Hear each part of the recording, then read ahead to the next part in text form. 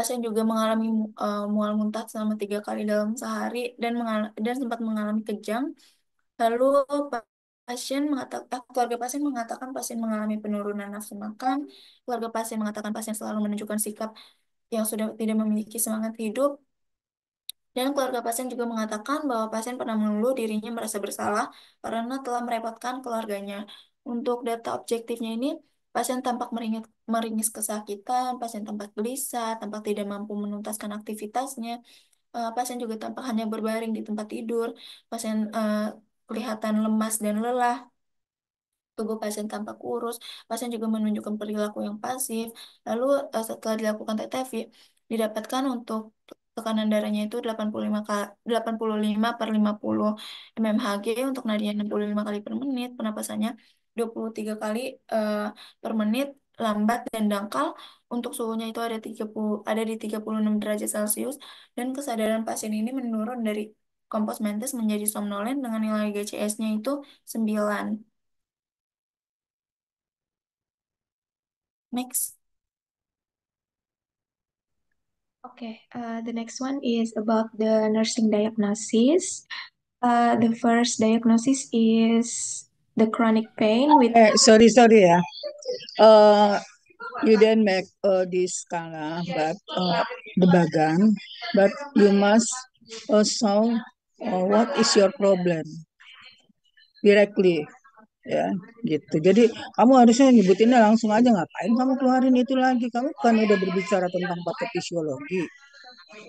Kan ibu udah bilang ini jangan begini, muncul chronic pain, nggak usah langsung aja apa masalahnya. Datanya begini, berarti masalahnya apa? Itu analisis kepala kamu. Jadi bukan keluarnya begini lagi. Ini waktu kelas 2, waktu KMB. Paham? KMB aja saya nggak mengizinkan etiologi. Ya, problem. Oke? Nanti dihapus ya. Paham? Siapa ini yang bawain kelompok, paham nggak? Kok nggak berubah-berubah dibilang ngapain kamu pakai begituan? Satu aja, dari situ baru kelihatan nanti etiologi. Etiologi gak satu aja, ngapain yang luas-luasnya? Kamu kan udah punya patofisiologinya. Oke, cukup paham? Nur Kalisa ya? Ini yang bawakan siapa? Kamu kepengen kelihatan bagus tapi malah salah. Ya, tolong diperbaiki nanti. Di makalah kamu juga gitu. Gak usah pakai gitu-gitu. Kelihatan banget nyonteknya. Oke? Ngerti nggak? Ya. Iya, baik. Nanti diperbaiki. Saya nggak mau ngulang lagi. Saya akan menilai kamu apa adanya. Saya lihat nanti makalah kamu bagaimana. Ya, sama PPT kamu. Ya, kamu kan tahu cari waktu susah. Ini teman kamu lagi nego sama saya tentang waktu. Kamu mau buang lagi pagi hari ini. Ya, buang lagi nggak akan ada lagi. Saya tutup. Ya.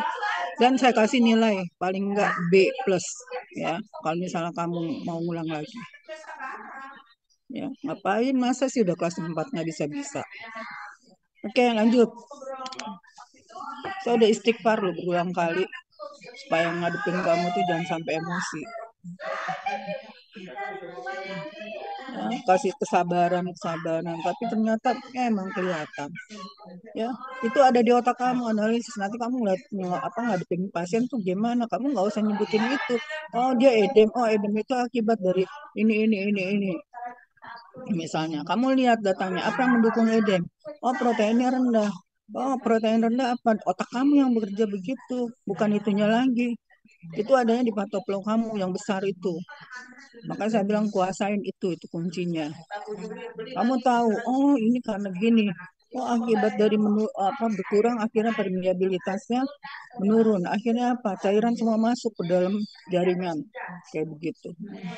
Harusnya itu yang ada di kamu, nggak usah ngapain kamu gitu. Perfusi jaringan juga gitu. Kenapa kok gangguan perfusi jaringan? Gitu. Kenapa kok sesak napas? Lihat naik ke atas, apa penyebabnya? Kamu tulis sesak napas.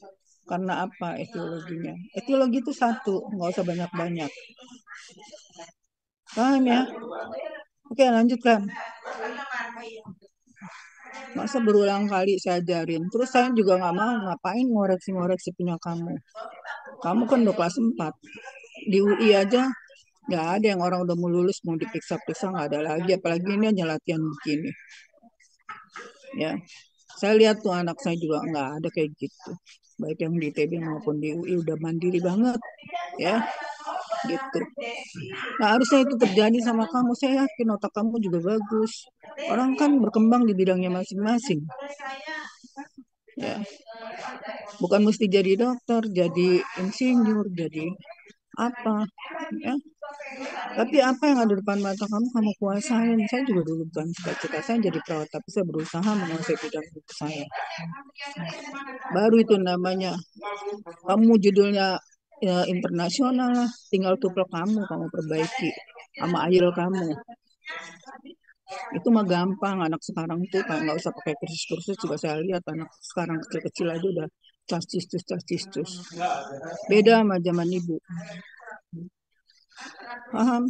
Tapi apa isi yang akan kamu sebutkan itu tadi yang kamu harus pikirkan.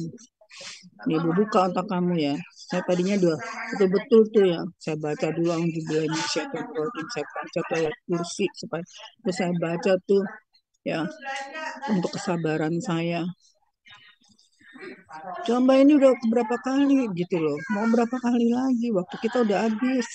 Kamu juga udah mikirin skripsi. Bukan mikirin yang kecil ini kecil ini. Tapi dampaknya besar di palliative care. Ya. Masa kamu nggak tahu hubungannya, nggak tahu cara menyampaikannya, beda dengan aspek biasa. Ya.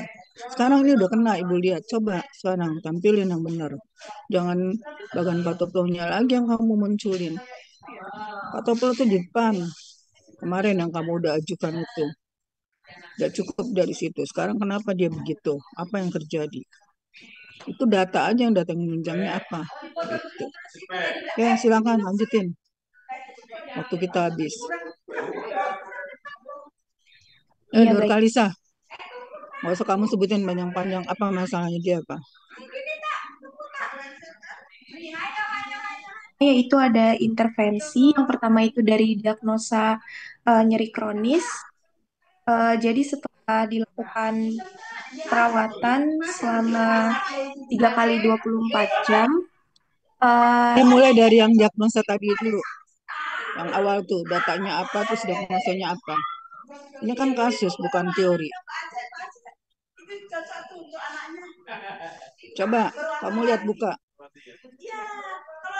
Yang slide belum sampai ke sini, ini udah intervensi nih. Oke, diagnosis tuh lihat, kamu lihat. Masalahnya apa dia? jadi untuk data subjektifnya yang pertama ini keluarga pasiennya itu mengatakan bahwa si pasien ini mengeluh sakit kepala dengan skala nyeri 7. Untuk data objektifnya, Gak usah langsung aja apa. Nyeri kronik kan. Masalah kamu. Sekarang apa data yang mendukung data subjektifnya untuk mendukung bahwa dia itu emang nyeri kronik apa? Secara data harusnya. Besok kamu mau hukum gimana jawabnya? Apa? ya jadi untuk diagnosa yang pertama yaitu ada nyeri kronis dengan data subjektifnya itu sakit kepala dengan skala 7. Lalu untuk data objektifnya ini pasiennya itu tampak meringis dan kesakitan, pasiennya juga tampak gelisah, juga pasiennya ini tidak mampu menuntaskan aktivitasnya. Next slide. Apalagi selain itu? Tunggu dulu. Apalagi selain itu?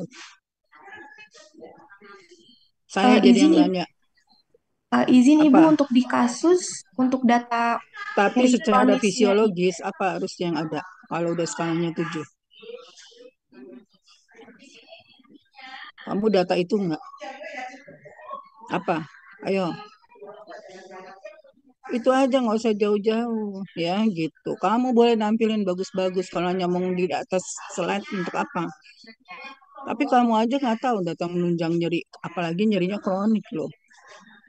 Ya, apa aja coba secara fisiologis yang akan berubah? Udah kelas 4 kamu. Ya, jangan hafal mati, tapi pahamin gitu loh. Itu dari mana sih asalnya?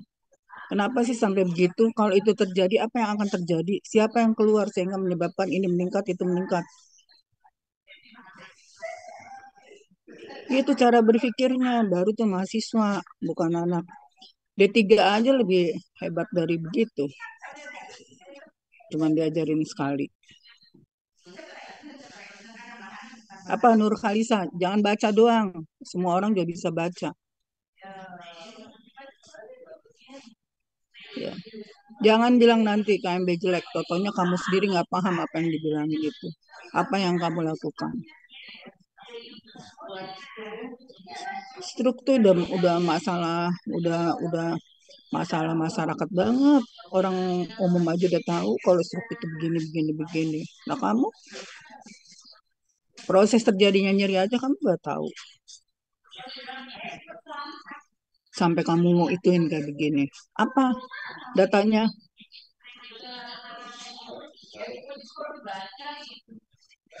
Tuh, ada there is an increase in ICT.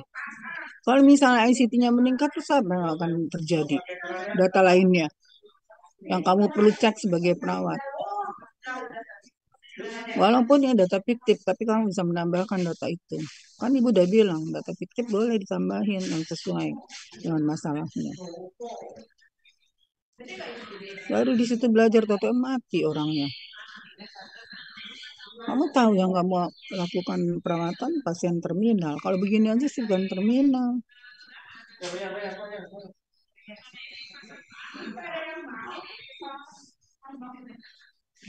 Apa? Bismil. Jangan ngajakin maju doang. Apa datanya? Ya Ibu, kalau untuk nyeri kronik itu datanya tekanan darah meningkat, nadi meningkat, Mana datanya di situ? di sini Kamu tambahin datanya. Paham? Paham nggak? ya Ibu. Apa yang terangsang kalau misalnya nyeri? Siapa yang keluar sehingga itu bisa meningkat itu semua?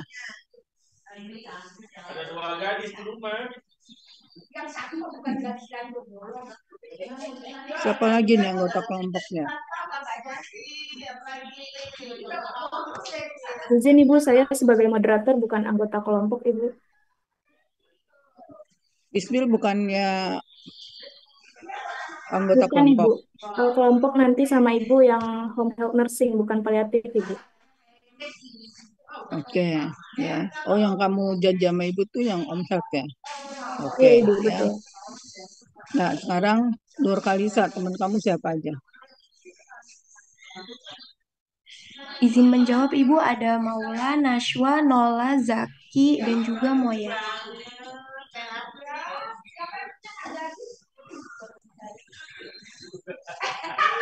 Yuk, yang lain bantuin tuh. Apa yang keluar pada saat nyeri? Nggak usah temennya kamu bertanya, ibu aja yang bertanya. Yang langsung ibu nilai. Yang baru dapat nilai malah Bismil, anggota luar. Ya tuh, masukan dari Bismil, masukin tuh tanda-tanda vitalnya mana, menunjukkan bahwa nyeri. Ya, itu harusnya ada. Kamu mau ngibul, totonya TIK-nya di situ dikatain meningkat. Ya, pasiennya habis kamu nggak istirahat kan pasiennya meninggal. Ya, itu udah malpraktis. Masa seorang profesional nggak tahu ciri-ciri bahwa dia nyeri.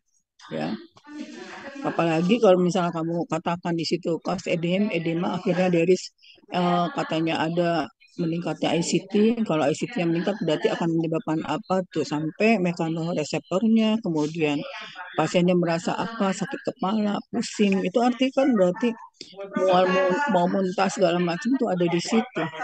Saking nyerinya skalanya 7. Nur Kalisa, perbaiki. Paham? Saya mau ngeliat nanti makalah kamu kayak apa. Ya. Oke. Lanjut. Tambahin tuh data-data yang kurang. Ya. Nggak semua pasien stroke itu terminal, tapi masih bisa diaktifkan. Berarti terminalnya bagian mana? Psikososialnya barangkali atau supportingnya. Ya, karena kan misalnya dia kepala keluarga masih berusaha untuk mencari. Itu contohnya tuh Bu Ica yang ada di perpustakaan. Itu stroke tuh.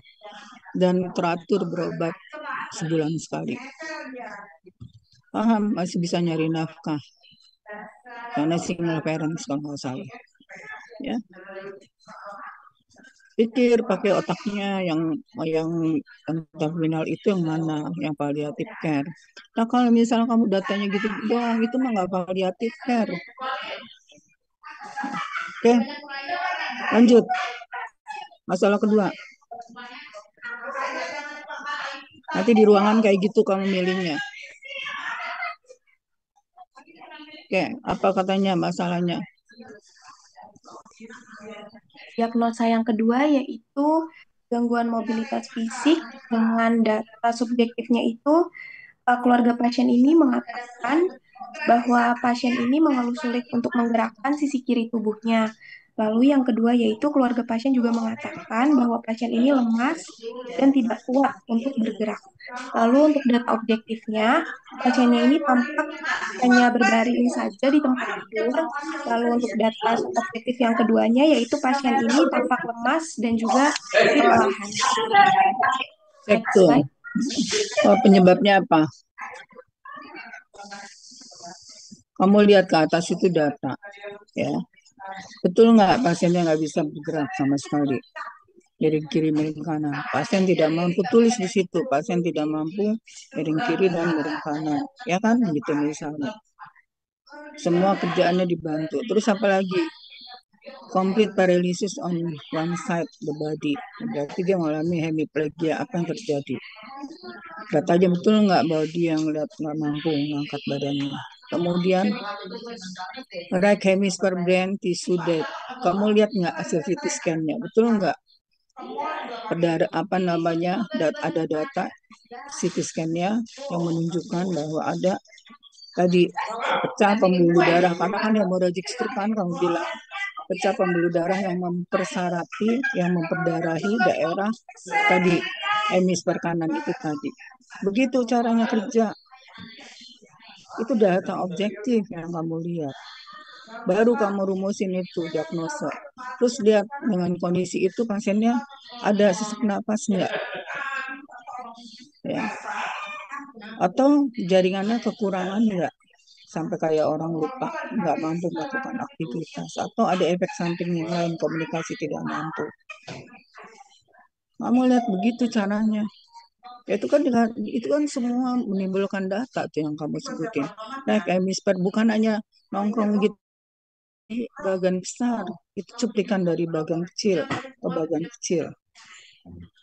Itu orang kamu sarjana terapan kok, bukan D3. Anak D3 aja udah paham kayak gitu. Masa nanti kamu chipnya terus kamu dikasih tahunya mau D3. Aneh kan? Yang namanya chip itu tetap harus pinter karena dia mau membawa perahu itu kemana. Kalau dia aja nggak tahu tupoksinya, arahnya kemana, nggak tahu dia apa yang akan dia tuju. Paham Nurang Lisa? Jangan hanya baca doang tuh, tambahin tuh datanya apa. Data objektifnya hasil CT scan-nya apa menunjukkannya. Pura-puranya. Itu yang dikatakan kajian referensi kamu bagaimana. Kalau orang right hemisphere berarti itu yang menunjukkan kerusakannya daerah mana. Terus the brain life nutrient and O2 supply. Kamu cek pasiennya, betul nggak pasiennya kekurangan oksigen atau terpasang oksigen berapa liter. Beda dengan kebutuhan gangguan sistem pernapasan. Otak berapa menit aja nggak kekurangan oksigen, apa yang akan terjadi? Itu nekrosis semua. Itu bisa menyebabkan mati batang otak. Ya. Paham?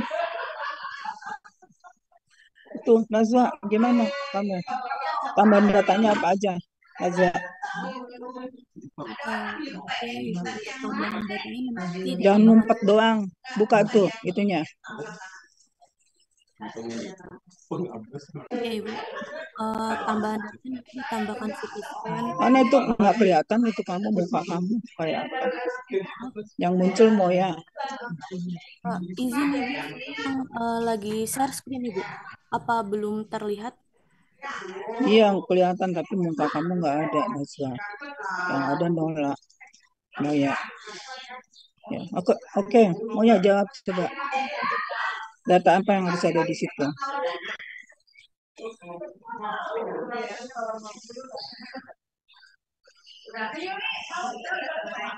Coba kamu kira-kira, jangan kamu ambil tuh makanya ya, apa namanya stop orang, padahal orang itu belum nyampe ke sana analisisnya. Kamu yang nambahin.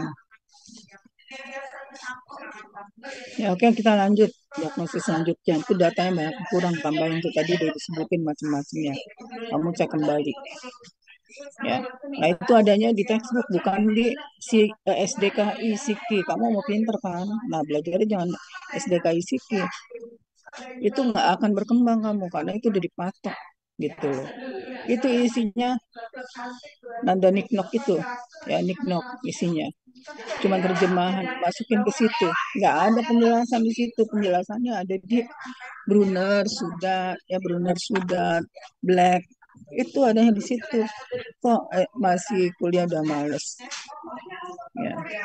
Karena besok mau skripsi, mau kian apalagi kamu kalau malas baca dari teks.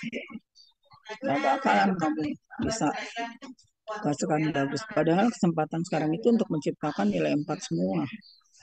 Karena kalau UTS UAS, kamu pasti jelek. Ya.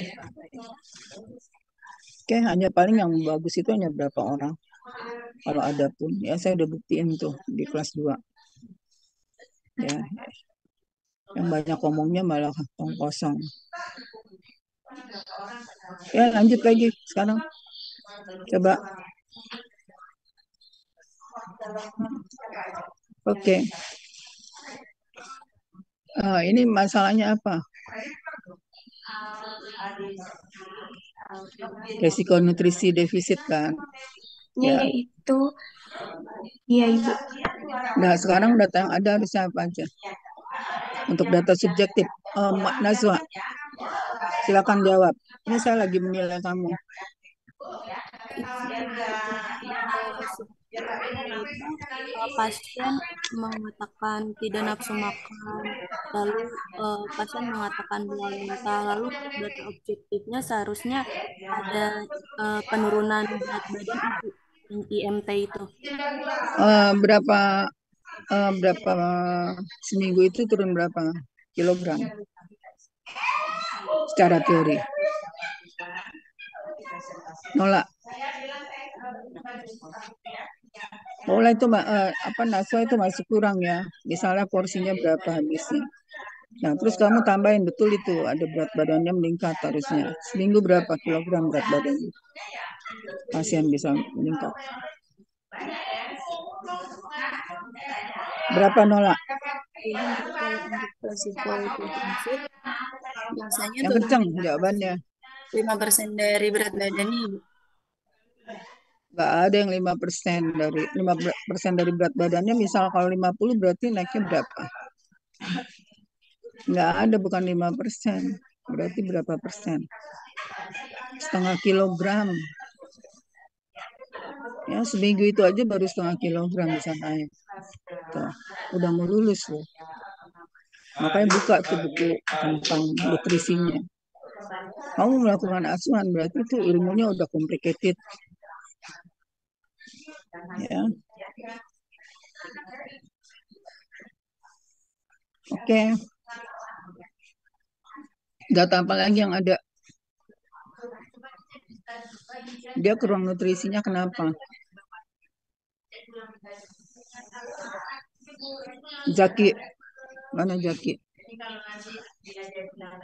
Iya Ibu, Kenapa dia kurang nutrisinya? karena dari pasien itu mengalami peningkatan TIK, jadinya pasien tuh merasa pusing, jadi kalau makan tuh jadi mual Ibu, jadi nggak nafsu Ibu. Terus apa lagi selain itu? Selain dari itu, waktu Itu ini masih tadi kan udah dijawab sama Naswa, ya. Kan dia karena TK yang meningkat akhirnya mual, muntah, cuman dia nggak menyebutin berapa makanan yang habis satu itunya, ya. Oke, sekarang dari data itu apa lagi? Kan ini masalah kasus neuro tuh beda dengan kasus biasanya. Apa? Mau lah, ya. Kamu laki-laki Zaki harus pinter. Ya, tulang punggung keluarga sama negara. Jadi jangan salah itu. Kamu lihat di situ. The patient is vomiting and has decreased appetite. Kurang nafsu makan. Ada nggak data pasien itu disebutin sama si Nazwa? Naik lagi ke atas. Occurrence of oropharyngeal dysphagia. Ada nggak lihat dia kesulitan untuk menelan? Kamu cek pasiennya. Bagaimana cara mengecek pasiennya nggak mampu menelan? Moya. Bagaimana caranya? Secara teori. Itu yang akan kamu lakukan di rumah sakit dengan kamu pede.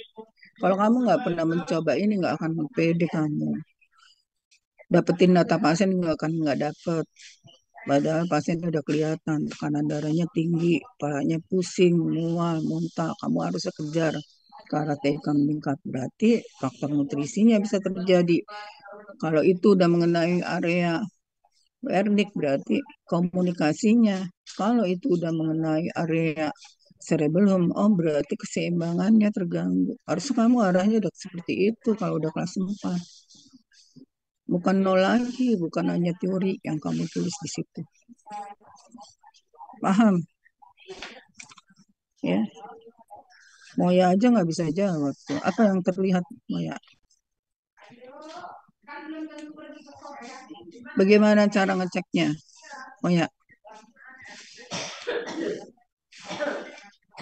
Kan itu udah di lab waktu kelas 2.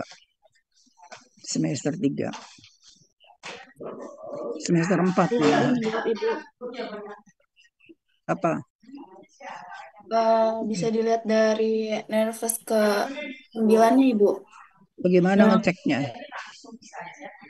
melalui pemeriksaan saraf kranial Bu.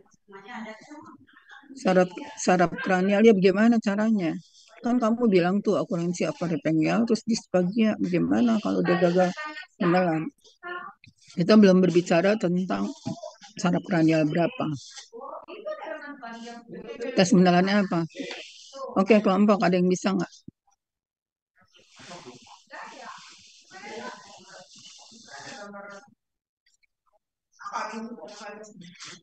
Coba Nur Khalisa. Apa Nur Khalisa? Caranya bagaimana Nur Khalisa? Silakan. Udah jangan kelamaan nyonteknya.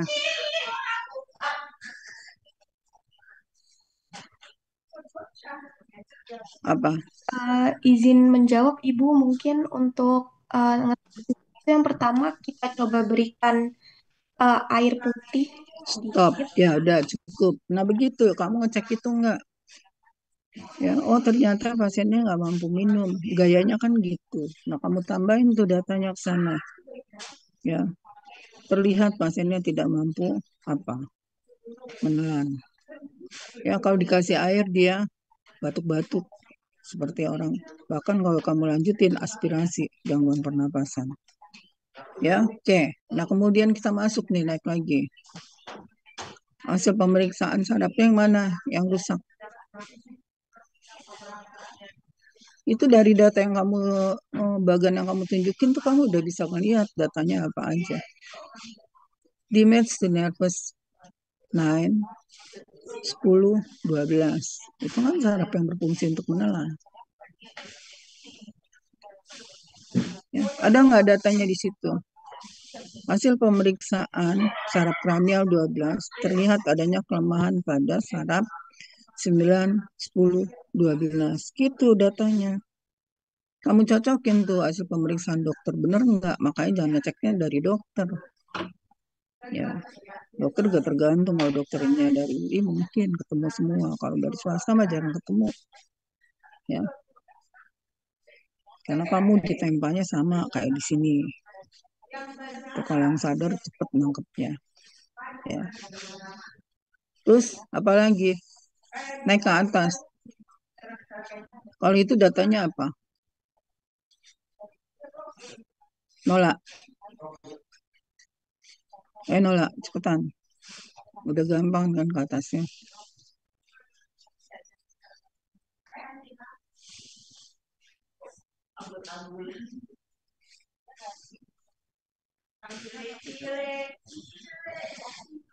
Apa? Ada nggak pasiennya terpasang oksigen? Karena kan katanya di match to medula oblongata. Kembali, medula oblongata itu pusat apa? Ini untuk semua ya belajarnya. Jadi jangan dihafal mati. Kamu nggak bisa, logika kamu juga harus bermain di situ, gitu. Ya, nggak ada untungnya sama ibu. Ibu tuh pengen kamu pinter aja. Ya, seneng aja kalau ngeliat kamu berhasil gitu aja. Kamu boleh sekarang benci sama saya, nggak apa-apa. Tapi kalau saya diemin nih cara berpikir kamu kayak begini, cuma ngambil ngeplak pekerjaan orang, pada analisis yang belum benar, ya, kamu tinggal tambahin data. Kan saya bilang data fiktif yang dilihat pada pasien terminal mungkin belum secukup dengan apa yang dibutuhkan. Tinggal tambahin datanya. Apa yang kurang di situ? Kamu mau lihat di situ ada data apa aja masalahnya, tinggal tambahin data itu gitu loh. Udah paham Nola? Baik. Ya. Jangan hanya performance kita yang bagus, tapi tampilan otak kita pun juga bagus gitu. Misalkan seperti itu. Ya, selain good looking, good intelligent, ya kamu lihat gitu. Ya, orang baru ngomong sekali sama kamu nyambung, gak usah ngejar cowok yang ngejar kamu. Ya, kalau kayak begitu. Percaya sama ibu. Ya. Jadi kamu jaga itu. Oke. Lanjut sekarang. Coba satu lagi. Naik. Ini sekarang saya masih mujar Noya. Ya. Apa masalahnya Noya ini? Masuk Ibu untuk diagnosa selanjutnya yaitu ada keputusasaan. Oke. Data apa yang kamu harus ada di dalam data subjektif? Yang pertama ini keluarga pasien ini mengatakan kalau si pasiennya ini selalu menunjukkan sikap yang udah tidak memiliki semangat hidup. Lalu yang selanjutnya, Berarti kamu nulisnya gimana? Terlihat pasien seperti orang putus asa, ya kan gitu kan? Ya kamu tulis tidak memiliki semangat, ya kan gitu. Itu kan dari hasil kamu mau analisis, apatis, dari hasil pemeriksaan kesadaran kamu terlihat apa-apa. Saya tambahin di situ, ya. Oke, udah cuek apa yang akan terjadi itu cuek. Naik lagi, apa lagi? Dari panah itu tadi, itu kan kamu feeling like a bother, the people around you do immediate activities ya. Nah, kemudian naik lagi ke atas apa? Itu datanya apa yang harus ada?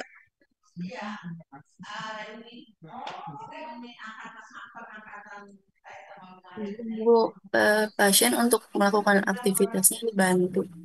Ya terlihat semua kebutuhan pasien dibantu. Jadi tingkat yang namanya palliative care pada pasien stroke itu yang semuanya udah ketergantungannya tinggi ya. Oke, lanjut. Moya, apa yang terlihat sama pasien itu? Itu masukin datanya. Tadi Nola masukin ya Nola. Baik, Ibu. Apalagi sekarang Moya. Moya. Waktunya sedikit lagi nih. Kamu baca kebagannya. Makanya jangan percaya sama si Nur Khalisa doang. Kamu juga harus paham apa yang ditampilkan oleh Nur Khalisa. Ya. Apa datang ada. Iya Ibu, selanjutnya ini ada kelemahan di satu atau lebih dari satu atau empat bagian tubuh. Kayak misalkan kalau di kasus ini mengalami kelemahan di sebagian anggota tubuhnya, kayak gitu Ibu. Oke, tidak mampu mengangkat bagian bagian tubuh tertentu, ya kan? Oke, langsung lagi, Jaki, turunin lagi coba diagnosanya ada lagi nggak?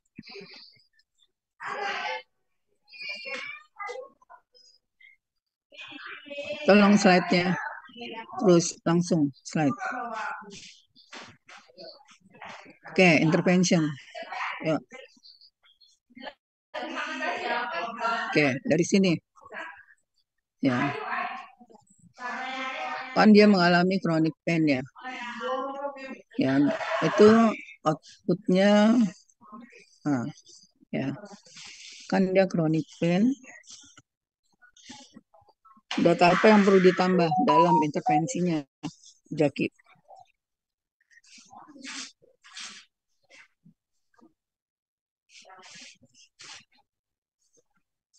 Apa? Di sini Bu, dari data pengkajian nyeri PKRST, Bu. Terus apa lagi? Bukan datanya, intervensinya ya. Apa intervensinya? Intervensinya mungkin pakai eh, terapi non farmakologis sih, Bu. Ya, itu terapinya. Sekarang untuk betul nggak sih keluhan dia itu, ya terus dia masih pada dalam fase aman, apa yang harus kamu lakukan pada saat dia nyeri kesakitan, ya gitu. Karena chronic pain artinya akan dibawa terus gitu loh. Apa yang kamu akan lihat? Sehingga kamu berkeinginan memberikan obat. Kan obat nyeri itu nggak boleh terus-terusan. Makanya kamu tadi bilang pasti latihan apa untuk mengurangi nyeri. Itu kan yang kamu maksud, ya. Nah, kalau kamu berikan obat-obatan dulu, apa yang akan terjadi? Sekalian jawab. Obat analgesik, efeknya apa? Ya, mau lah. Apa mau lah?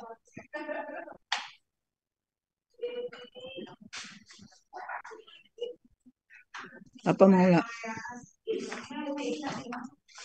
Tuh, kalau kayak gitu pantas nggak Ya, saya kasih izin Ibu. 85. Suaranya maaf tidak terdengar Ibu. Boleh diulang pertanyaannya? Dari tadi kamu ngapain aja nggak dengerin?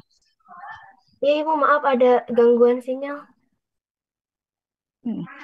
Oke, ya kan tadi kata si itu katanya dia nyeri kronik ya. Selain dengan memberikan tindakan untuk mengatasi nyerinya, tindakan apa lagi untuk memastikan bahwa dia itu betul nggak dalam kondisi nyeri atau dia manja? Apa? Kalau menurut saya itu pertama lagi kita harus identifikasi dulu gejala pertama dari PTRS-nya, terus kepala nyerinya, terus respon nyeri baik nonverbal maupun verbal, terus apakah fase-fase memperberat dari nyerinya. Terus habis itu setelah kita identifikasi eh, emang gejala menunjukkan itu dari kronis, kita juga harus edukasi ke keluarganya kalau misalkan kayak penyebabnya apa, terus nanti kapan melakukannya gitu. Nyerinya muncul, terus bagaimana cara untuk mengatasi nyerinya. Terus juga kan tadi Jaki juga udah nyebutin tentang terapi non farmakologisnya. Jadi kita juga harus ajarin gitu selain dari pemakaian analgesik. Kan kalau analgesik pemakaian secara panjang juga berdampak ada efek sampingnya. Ya, apa efek sampingnya Jaki? Bagus ya dari jawabannya. Apa efek sampingnya apa Jaki? Kalau analgesik yang sering dikasih. Penggunaan analgesik itu hanya seminggu loh. Selebihnya kamu ngajarin teknik relaksasi. mau itu apa namanya macam-macam lah teknik relaksasi yang kamu bisa ajarin pasien. Ya, terus kamu udah edukasi nyerinya karena apa, jadi dia sadar banget bahwa oh nyeri saya karena ini, terus dia udah bisa mengantisipasi apa dia tarik nafas dalam, apa dia banyak istighfar, apa dia ngapain, ya kan gitu. Apa ayo Jaki, cepetan nih kamu masih kosong, mau ya udah, Nola udah, Naswa udah, Maula udah, Nur Kalisa sudah, tinggal kamu laki-laki. Apa efeknya, cuma gampang kok pertanyaannya. Ini Bu bisa jadi ketergantungan ya Bu. Bukan, melumpuhkan otot-otot pernapasan. Ya, jadi kamu ajarin itu. Ya emang nyeri itu bagus. Wah, apa alarm bagi kita. Tapi bukan selalu oh dia ngeluh nyeri langsung kasih tuh kodein ya atau keterola. Ya itu nggak bagus untuk otot-otot pernapasan tadi dia.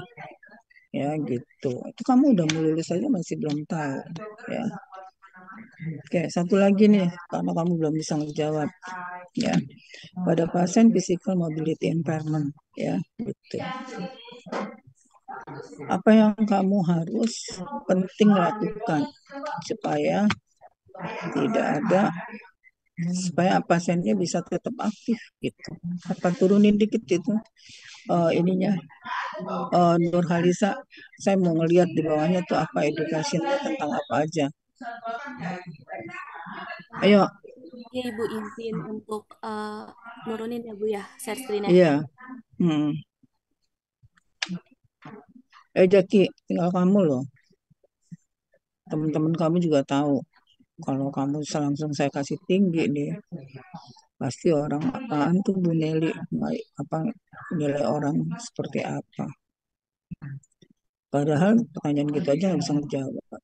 Gitu. Paham? Ya gampang ngasih nilai kamu tinggi, tapi kamu bisa nggak mempertanggungjawabkan. Ya apalagi yang kamu kasih tahu tuh sama pasien itu yang kamu harus lakukan.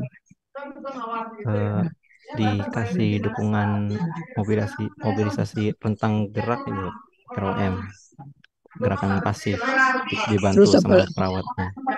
Iya, terus apalagi supaya dia apa namanya kooperatif. Apa nomor satu kamu apa dulu? Ini minta bantuan ke keluarganya Bu. Biasanya pasiennya tuh lebih nyamannya itu dikasih intervensinya sama keluarganya ya Bu. Nah, sebelum keluarganya ngebantu kamu, apa yang kamu harus lakukan?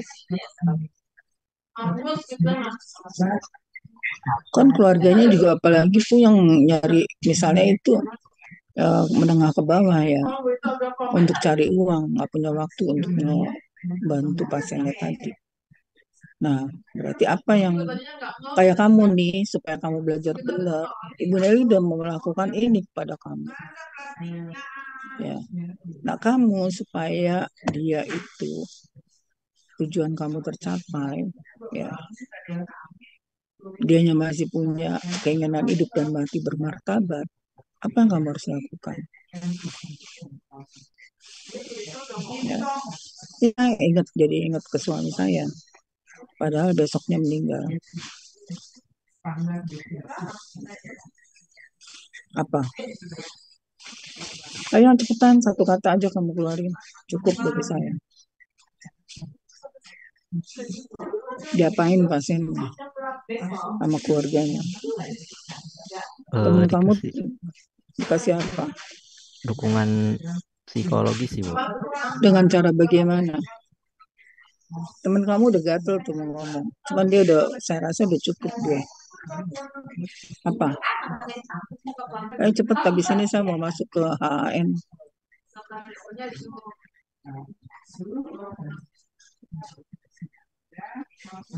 Ayo Jaki, apa? Edukasi keluarganya Jaki, kamu edukasi, ya. Kenapa penting untuk mendukung dia dalam melakukan pergerakan aktivitas, apa yang akan terjadi kalau misalnya itu otot kaki, otot lengan tidak digerakkan. Kan kamu nggak ada 24 jam di situ. Pasien stroke banyaknya terkapar di rumah. Ya, saya ingat ayah saya waktu itu.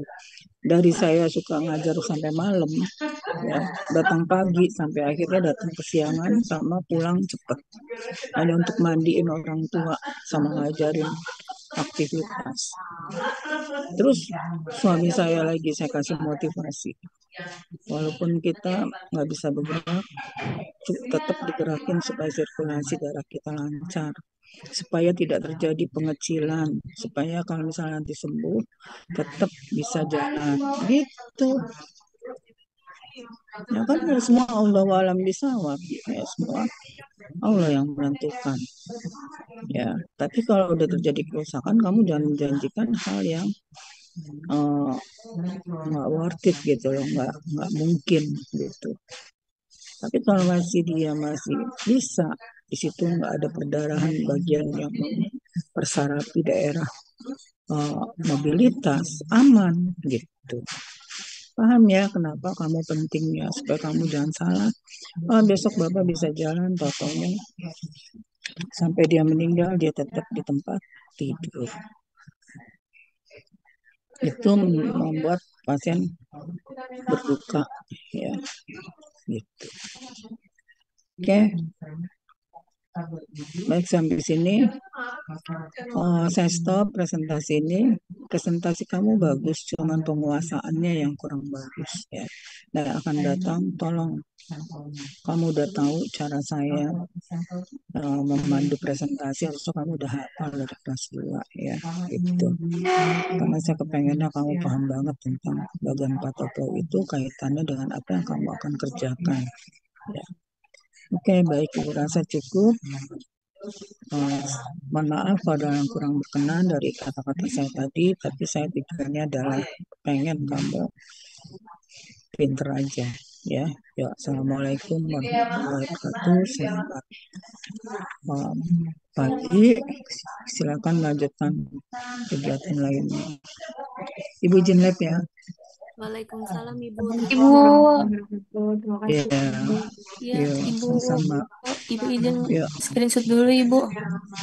screenshot. Oke. Iya Tapi Ibu. absen kan tetap sama Untuk sama yang teman-teman, FPS ya. iya.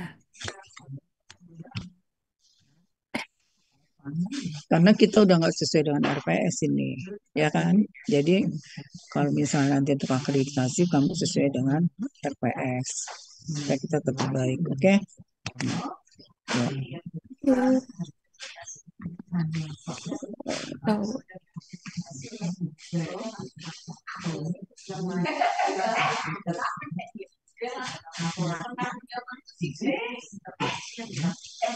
Baik, untuk slide 1. Selanjutnya slide 2. Sudah Ibu. Ya, makasih ya. Yuk, Ya Ibu. assalamualaikum. Waalaikumsalam. Terima kasih kembali.